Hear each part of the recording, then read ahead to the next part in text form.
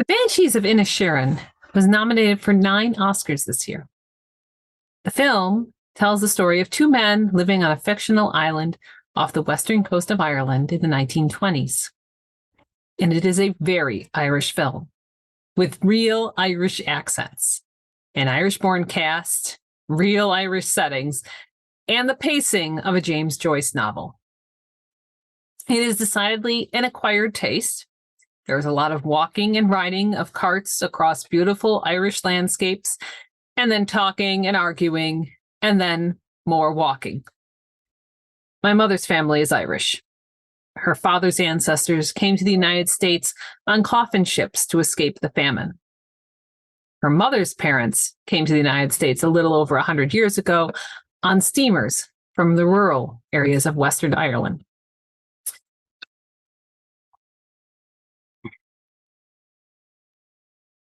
While my grandfather's family was very much Irish American, my grandmother's family was first-generation American and maintained Irish identity. And there are still connections to those cousins back in Ireland. All of this is to say that I felt very at home watching this film. It rang true to the stories my grandmother would tell of actual events in Ireland amongst my ancestors and relatives during this period in the west of Ireland. And I really appreciated the work that Colin Farrell and Brendan Gleeson have done to bring this film to the world. I was therefore really disappointed and somewhat perturbed by Saturday Night Live's sketch last week. In the sketch, 2 of the SNL cast members are portraying reporters on the red carpet at the Oscars.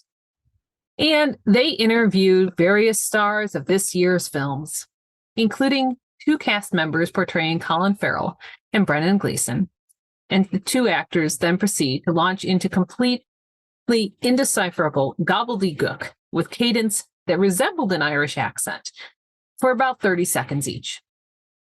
And then the punchline is that they haven't even started drinking yet.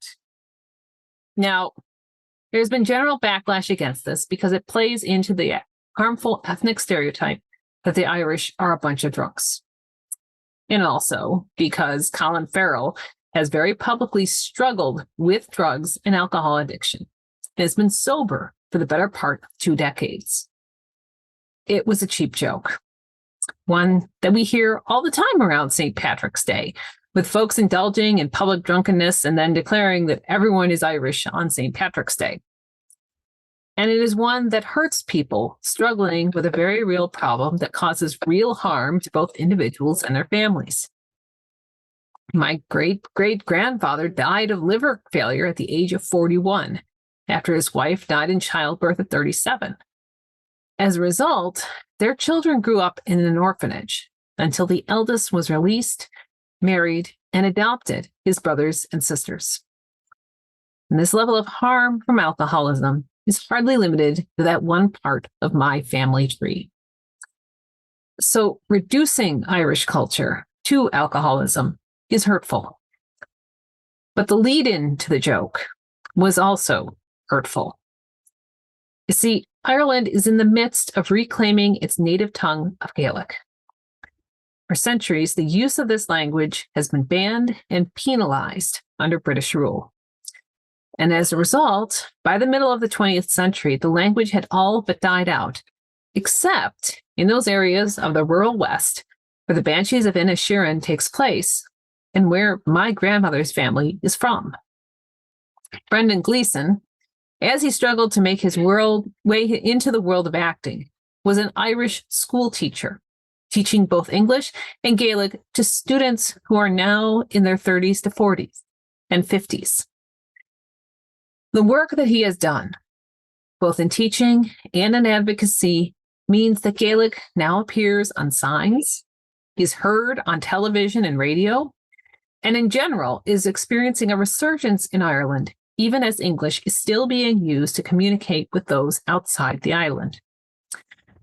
So while doing the press tour for the Banshees of Inisherin, especially when talking to Irish journalists, Brendan Gleeson has conducted full interviews in Gaelic, while Colin Farrell has responded with whatever words he remembers from his high school classes.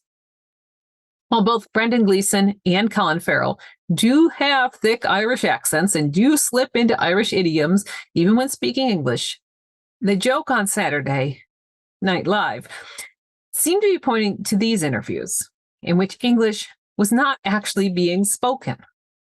And so it was not just about playing into the stereotype of drunkenness and ignoring Colin Farrell's very real and public struggles with alcoholism, but it was also degrading a language that, like the languages of the native peoples of the Americas, has been all but deliberately eradicated as nonsensical mumbling. Now, this push to reclaim Gaelic as the language of Ireland has at times been criticized for the same reason that speaking a language other than English in the United States has been criticized. Namely, English is the common tongue. Not enough people speak Gaelic. And if you start raising a generation who only speak Gaelic, how are they going to be able to communicate with the outside world? Well, thankfully, we have technology these days. And like the universal translator of Star Trek, we have Google Translate, which is built-in AI that is learning more and more each day how to understand spoken languages and translate them in real time to other languages. But what does all of this have to do with today's reading?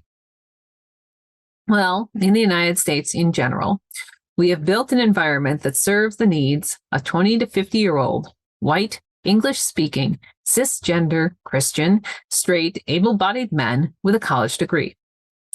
And the more that you do not reflect that group, the less power you tend to have, and the less friendly policies, the built infrastructure, and society in general is to your existence.